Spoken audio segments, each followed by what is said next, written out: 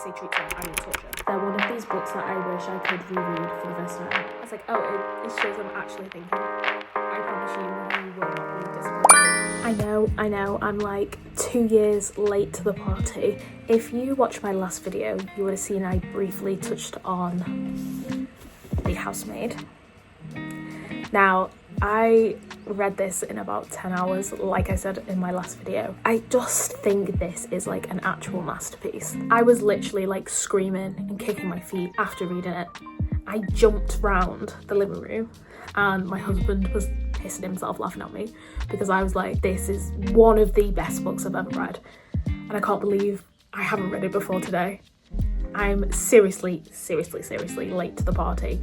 I know I am, but I've read it now, and one of my favourite books, added straight to my favourites pile in Goodreads. I would reread it. Like, obviously I know the plot twists and the spoilers and everything now. If somebody hasn't read this book, this is your video to definitely check it out, read it straight away. I promise you, you will not be disappointed. As soon as it went to part 2, I was like, oh, something's going on. Sorry if you can hear that plane. 1 second. I knew that there would be plot twists within this. Like, I didn't think it was going to be all plain sailing and it wasn't going to be Nina, the employer. I didn't think it was going to be her. That was going to be the cycle all along. So, I mean, obviously this video is going to have spoilers. Like, I'm not doing a spoiler-free video because what's the point? This is like a, 2-3 year old book. So this just changed my whole reading experience. I think it's like just over 300 pages and I read it within 10 hours. I was glued to it. I couldn't take it out of my hands. I am currently reading the second one. I'm currently like 44% of the way through. I haven't touched it in a couple of days though because I've been super busy. I've had choir and yeah, I've been too busy to read it. So hopefully today I will carry on reading this. I've just got to the part where Enzo has come back and she thought it was her stalker and he's not, and he's back, which I kind of called it, thank God, because normally I don't call anything within a book. Like, I just read it for what it is. I'm so like dense, I guess. Sometimes I'm just like reading it along and like la la la la la, and then it'll happen and I'll be like, oh yeah, that makes sense. But I did think that Enzo was the quote stalker that she had. And when that guy sexually assaulted her in her apartment block and, you know, she called the police and then they didn't do anything and someone got him arrested, I did think that was Enzo. So I'm actually happy that I called that. I was like, oh, it shows I'm actually thinking for the first time. Like I say, I'm 44% of the way through, but I literally thought this was like chef's kiss. Chef's kiss, perfect. I have no notes. I have no notes on this. Considering I was in such a reading slump like last week before, this brought me straight out of it. You just have to go and read it. This kind of sucks, this video, because I'm not really giving it any in-depth review, but go read it, I guess. The one thing I did roll my eyes at was when she started sleeping with the husband. I was like her boss, basically, I guess. I was like, probably not the best, but also she was thinking, oh, he's so like a downtrodden man, he's trying his best. I don't know, she just got like lapped up in all the lies and the whole toxic situation. I think it's really good because it shows how she really needed this job, and there was many red flags, many warning signs that she, you know, given the chance, would have stepped away from this job in the first place. But because of her past and because she had no money and she was sleeping in a car, she was like, I need to. And when I'm saying she, I mean Millie. She had to like just suck it up, which we must really suck. You know, it's either sleep in your car or be in a dodgy household, and she has no idea what's going on. And at the time she was thinking, oh, this poor man, and this woman's got a brat of a kid, and then the wife is like bipolar. She's like hot and cold, she's like making all these things up. But then when we got to part 2, and then we find out why Nina, the wife, the employer, is making all this stuff up, I guess, and why she's doing it, and how her husband is, and how he treats her. Like, well, I say treats her, I mean torture. Yeah, tortures her. My God, was like the whole way through reading this, At the start I was like, oh my god, like this whole family's like psycho. Wish Millie had some money to get herself out of it. And then by the end I was like rooting for her, like come on. And Nina, to be fair, I don't know, I changed my whole mind. I mean, Nina, a bit toxic because she was willing to put somebody else in that position just because she wanted out. I guess it was kind of like she wanted to get her daughter out of that situation. She didn't want her daughter to grow up like that.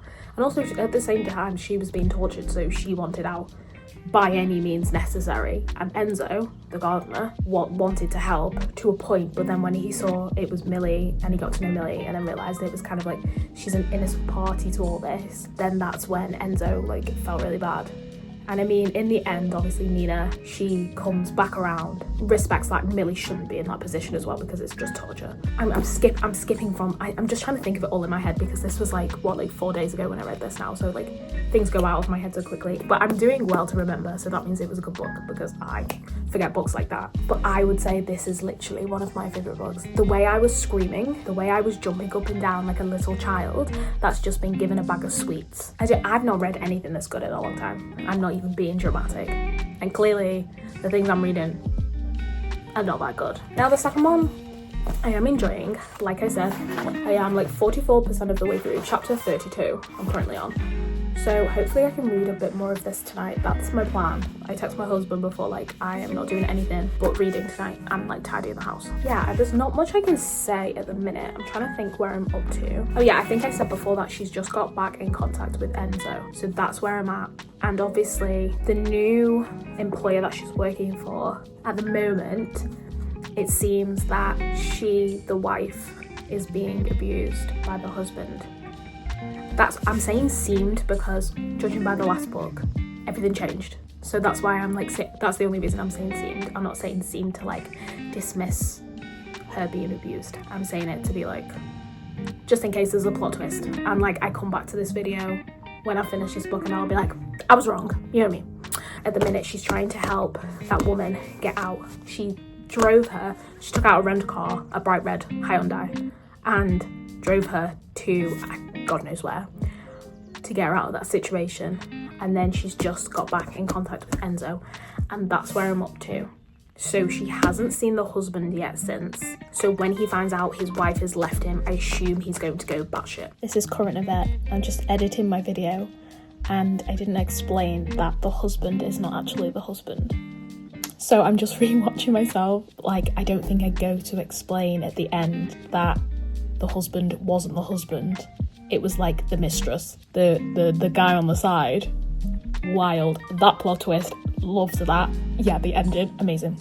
Chef's kiss. And he was like kind of saying to Millie, don't go into that room, when the wife was in there trapped. And then Millie saw her all beat up. That's why she tried to help her. And the woman actually got her number from like, I think a friend of a friend who knew what she did for Nina in the first one. So that's where I'm up to at the minute. So I will keep you updated. Okay, this isn't really much of a change for the video. Like, I'm back in the same spot that I was before. I just wanted to talk about The Housemaid's Secret. Now, I've not finished it, but I'm near down it. I am really near finishing. So I went from about 44%, I think that's the last bit of the video that I was on, and I hadn't read it for a few days. Last night I got to 84%. So I went from 44 to 84, which was like a happy coincidence. Obviously I'm past part 2. I'm nearly finished. The amount of plot twists, like, I kind of saw it coming that the wife, what was her name, Mrs. Garrick, it wasn't going to be the same situation of like, you know, she's getting abused. I never really thought that. I didn't think the guy was a great guy that she was married to, but I was like, there's something going on. It's not going to be as plain sailing. So when I was reading part 2, I think I'm on to part 3 now. Yeah, part 3. It's all kicking off. I'm hopefully going to finish the rest of it tonight. This is just like a kind of quick update because I've not actually finished it yet. So yeah, I'll come back when I've actually finished it and got like a really good update for you. Okay. You may be thinking, Yvette, you look ill. What is wrong? I've just got no makeup on. This is what I look like with no makeup on. Like trash. So I want to try and wrap up now the Housemaid kind of series. My girls told me not to bother reading the third one. Apparently it's not as good as the first two. I rated this 4 stars. I read this a few days ago now. So this book, so good. Just, I guess, not as good as the first because you're kind of expecting plot twists and stuff. I read this completely blind and just went into it like, which is why it was a 5 star. This, to be fair, I rated 4 on Goodreads, but let's be honest, it's probably like a 4.8. So it's basically 5 stars. I can't recommend these books enough. And to be honest, it does make me want to read the third one. I know it's not meant to be as good, but I do want to read it, so I might do. If it's as short as them. Gotta catch them all, Pokemon. I can't recommend them enough. I'm really late to the trends, so people are probably watching this like, oh, boring. We've already read this like 2-3 years ago. Yeah, I get it, okay. But I'm late to the party. I'm late to the being obsessed with books party. I only started November, maybe 2023 is when I started my like mega reading journey. Dual POV, suspenseful. I mean, it's a thriller. We've got plot twists in like most of the chapters as well. Like something's going on. And I love when it splits, when it's like part 1, part 2, and sometimes part 3. I just loved every second of reading these books. They're one of these books that I wish I could reread for the first time. It's one of those, because this first book had me jumping around like a little child. I literally got up off the couch and had to do laps around the ground floor. The movie that they're going to be making of The Housemaid, the first one, I am actually really excited for that. I saw, is it Amanda Seyfried and Sydney Sweeney and the guy from It Ends With Us. I assume Nina Winchester is going to be played by Amanda Seyfried, and then Millie, the FMC, the female main character, is going to be played by Sydney Sweeney, I assume. Obviously, I already know what happens, but I still wanna see how they adapt it for the movie. So, yeah, I would recommend both of these, like tenfold. And actually, my mother-in-law is going to read this because I hyped it up so much that she really wants to read it now. So I will leave it there. Yeah, my vlog's kind of finished now for this one anyway. Like, I'm trying to finish my series, as you've probably seen from my channel. If not, click on one of my videos. I am doing like a continuing series, so go check that out. But yeah, I am doing some standalone books as well in between. So do go check out my profile, and please like this video and subscribe to my channel.